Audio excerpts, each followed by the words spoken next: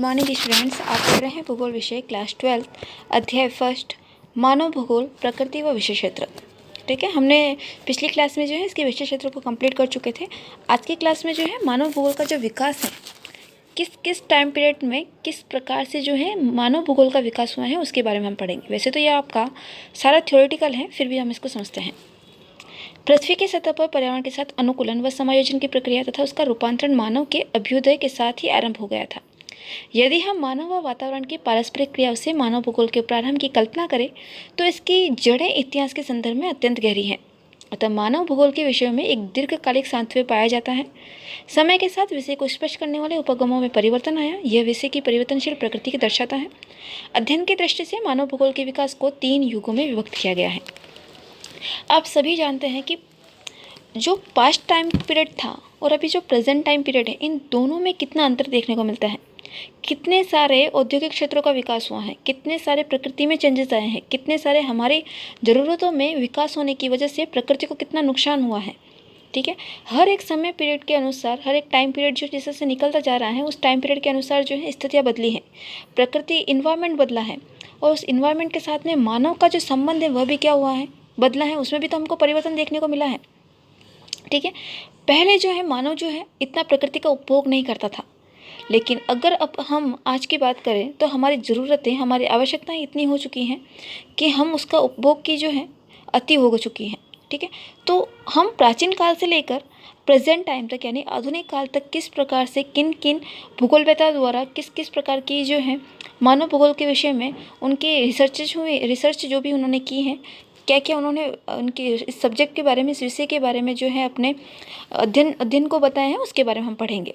ठीक है, सबसे पहला जो पॉइंट रहता है आपका प्राचीन काल का रहता है। इसके 3 भाग किए हुए हैं, प्राचीन काल, मध्य काल और आधुनिक काल। सबसे पहला जो पॉइंट है आपका प्राचीन काल। देखिए, प्राचीन काल में विभिन्न समाजों के बीच अन्योन्य क्रिया न्यून थी, एक दूसरे के बारे में ज्ञान सीमित था। जाहिर सी बात है, स्टार्टिंग में तो ज्योग्राफी के विषय में किसी को भी पता भी नहीं था।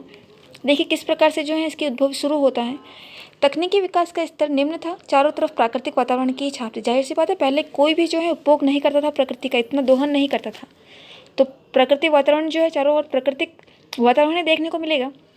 आगे देखिए, भारत, चीन, मिस्र, यूनान और रोम की प्राचीन सभ्यता के लोग प्राकृतिक शक्तियों के प्रभाव को मानते थे। अब जानते हैं आज भी जो है हम सूर्य, अग्नि, इन सब की, वायु की, इन सब की पूजा करते हैं, जल की पूजा करते हैं, वर्षा की पूजा करते हैं, आप सभी जानते हैं। तो यह उस समय से चला आ रहा है, प्राचीन काल से। आगे देखिए, यूनानी दार्शनिक थेल्स एनेक्सिमेंडर ने जलवायु, वनस्पति व मानव समाज का वर्णन किया है। थेल्स व एनेक्सिमेंडर ने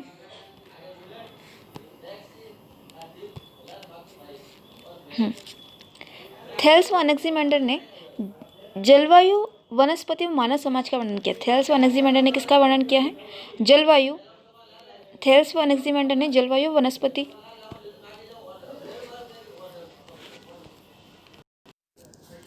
आगे देखिए, एनेक्सिमेंडर ने जलवायु, वनस्पति, मानव समाजों का क्या किया है? वर्णन किया है। अरस्तु ने वातावरण के प्रभाव की वजह से ठंडे प्रदेशों के मानव को बहादुर परंतु चिंतन में कमजोर बताया। मैं ये आपको बात बता चुकी हूँ कि जो ठंडे प्रदेशों के लोग हैं, अरस्तु ने ये बात कही है कि जो ठंडे प्रदेशों के लोग हैं वह क्या होते हैं? बहादुर होते हैं। जब बहादुर परंतु चिंतन में क्या होते हैं? कमजोर होते हैं। जबकि जो ऐसे के लोग होते हैं वह क्या होते हैं? सुस्त व चिंतनशील होते हैं। यह बात किसने बताई है? अरस्तु ने। हेरोडोट्स ने क्या कहा है? घुमक्कड़ जातियों तथा स्थायी कृषक जातियों के जीवन पर वातावरण के प्रभाव का उल्लेख है। यह बात किसने कही है? हेरोडोट्स ने। इसमें कुछ वैसे समझाने वाला नहीं है, आपको एज इट इज जो इनकी बातें कही गई हैं वह आपको समझना है कि किस भूगोलवेत्ता द्वारा क्या बात कही गई है। जैसे कि अरस्तु ने कहा कि ठंडे प्रदेशों के लोग बहादुर लेकिन चिंतन में कमजोर होते हैं, और ऐसे के लोग सुस्त व चिंतनशील होते हैं। हेरोडोट्स क्या कहते हैं कि घुमक्कड़ जातियों तथा स्थायी कृषक जातियों के जीवन पर वातावरण के प्रभाव का उल्लेख है। हिकेटिस क्या कहते हैं? भौगोलिक ज्ञान को व्यवस्थित रूप रखने के लिए उन्हें भूगोल का जनक कहा गया है। स्ट्रेबो क्या कहते हैं? समकालीन रोमन भूगोलवेत्ता ने मानव व उसकी प्रकृति के स्तर पर भूपारिस्थितिक स्वरूपों को स्पष्ट किया है। तो आपके प्राचीन काल में कौन कौन से वैज्ञानिक रहे, कौन कौन से भूगोलवेत्ता रहे? Thales, Anaximander, Herodotus, Hecataeus, Strabo. ये आपके प्राचीन काल के जो है भूगोलवेत्ता रहे। मध्य काल में क्या जो भूगोल विषय में किस प्रकार की बात जो है सामने आई है उसको देखेंगे। इस काल में नौ चालन संबंधी कुशलता व अन्वेषणों, तकनीकी ज्ञान, दक्षता के कारण देशों व लोगों के विषय में मिथक व रहस्य खुलने लगी। जो लोगों में रहस्यमय बातें थीं, जो मिथक, झूठी बातें थीं, उनका जो है वह चीज़ें जो है खुलकर सामने आने लगी। नौचालन संबंधी जो है कुशलताएं भी लोगों के जो है तकनीकी ज्ञान भी जो है इसके बारे में भी जो है लोगों को पता चलने लगा। उपनिवेशीकरण और व्यापारिक रुचियों में नए क्षेत्रों की खोज व अन्वेषण का विषय, जैसे आपको सभी को पता है कि भारत एक उपनिवेश था। भारत भी उपनिवेश किस कारण से बना? क्योंकि भारत की भी क्या हुई थी? खोज हुई थी। उस समय जो है अलग अलग देशों की खोज हो रही थी। आपको पता है कि अमेरिका की खोज वास्को डिगामा द्वारा की गई है, भारत की खोज कोलंबस के द्वारा की गई है। ये इसी टाइम पीरियड की बात है। कौन से टाइम पीरियड की? मध्यकाल की। ठीक है, तो उस समय जो है नए नए अन्वेषण हो रहे थे। विवरण प्रादेशिक विश्लेषण पर भी क्या दिया जा रहा था? जोर दिया जा रहा था। अलग अलग प्रदेशों का विस्तृत वर्णन किया जा रहा था। सभी प्रदेशों की पूर्ण इकाई पृथ्वी के भाग हैं। इस प्रदेश की समझ पृथ्वी को पूर्ण रूप से समझने में क्या करेगी? सहायता करेगी। इस प्रकार से मध्यकाल में जो है नए नए देशों की खोज हुई थी। आधुनिक काल में देखिए, इस काल की शुरुआत जर्मन भूगोलवेत्ता Humboldt, Ritter, Froebel, Peschel, Richthofen, Ratzel ने की। फ्रांस में मानव भूगोल के सबसे अधिक विकास हुआ। रेडजेल, विडोल डी लोब्लास, ब्रून्स, डी मॉर्तनी, डिमांजे, फेब्रे ने मानव भूगोल पर कई ग्रंथ लिखे। अमेरिका व ग्रेट ब्रिटेन में भी मानव भूगोल को तेजी से विकास हुआ। अमेरिका में Ellen Semple, Huntington, Bowman, Colby, Sauer, Griffith Taylor. Britain में हर्बर्टसन, मैकिंडर, रॉक्सबी, फ्लूअर ने मानव भूगोल के विकास में विशेष योगदान दिया। 20वीं सदी में मानव भूगोल का विकास सभी देशों में हुआ। रेडजेल, जिन्हें आधुनिक मानव भूगोल का संस्थापक कहा जाता है, अंडरलाइन करेंगे सभी से। आधुनिक मानव भूगोल का संस्थापक किसे कहा जाता है? रेडजेल को। इंपॉर्टेंट है आपका रेडजेल, इसकी जो डेफिनेशन दे रखी है वो भी आपको याद करनी है। मानव समाजों तथा पृथ्वी के धरातल की पारस्परिक संबंधों के संश्लेषणात्मक अध्ययन पर जोर दिया। इस काल के प्रारंभिक दौर में मानव वातावरण संबंधों का नियतिवाद, संभववाद, नवनियतिवाद विचारधाराओं के अनुसार अध्ययन किया जाने लगा। ये तीनों जो विचारधाराएं आती हैं, नियतिवाद, संभववाद, नवनियतिवाद, ये तीनों ही जो है आपके आधुनिक काल की देन है।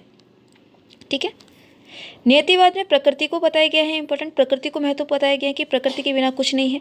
संभववाद में मानव को अधिक प्रभावी बनाया गया है।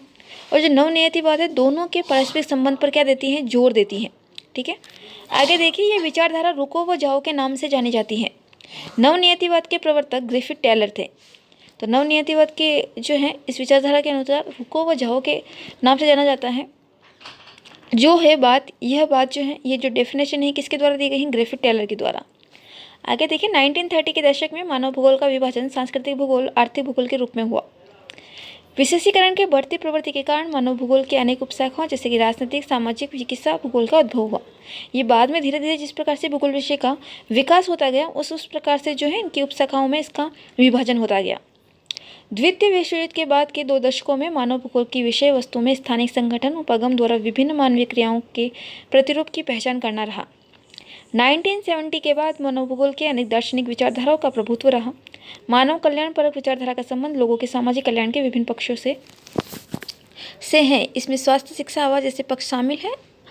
आचरण परक विचारधारा के अनुसार मनुष्य आर्थिक क्रियाएं करते समय हमेशा आर्थिक लाभ पर ही विचार नहीं करता रहा, बल्कि उसकी ये जाहिर सी बात है कि जिस प्रकार से मानव भूगोल का विषय जो है आगे बढ़ता गया, उपशाखाओं में बढ़ता गया, इसकी जानकारी बढ़ने लगी, तब यह बात सामने आई कि हमें प्रकृति का अत्यधिक क्या नहीं करना है? दोहन नहीं करना है।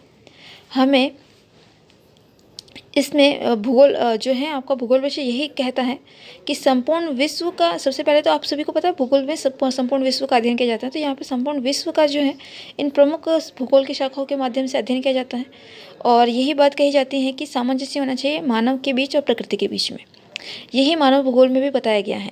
ठीक है, यही एक्चुअल में मानव भूगोल भी यही है। ठीक है, और मुख्य बात कहूँ इसकी 2 शाखाएँ की, तो वह होगी आपकी भौतिक भूगोल व मानव भूगोल, जिसको हमने मानव भूगोल को हमने पढ़ा। ठीक है, आज ये चैप्टर आपका कंप्लीट होता है। इसके क्वेश्चन आंसर आपको करना है। महत्वपूर्ण बिंदु आपको सेल्फ रीड करना है एक बार, ये आपका इंपॉर्टेंट रहता है। इसमें से शॉर्ट क्वेश्चंस बनते हैं आपके। ठीक है, जो आपके मेन एग्जाम होते हैं, जो आपके पूरे ईयरली जो एग्ज़ाम होते हैं, उस एग्ज़ाम में महत्वपूर्ण बिंदु से आपके क्वेश्चन आते हैं। इसलिए आप अभी से जो है पढ़ना स्टार्ट करें। ये चैप्टर जो है आपका आज कंप्लीट होता है। इसके क्वेश्चन आंसर आपको करना है। आज के लिए इतना ही। Thank you.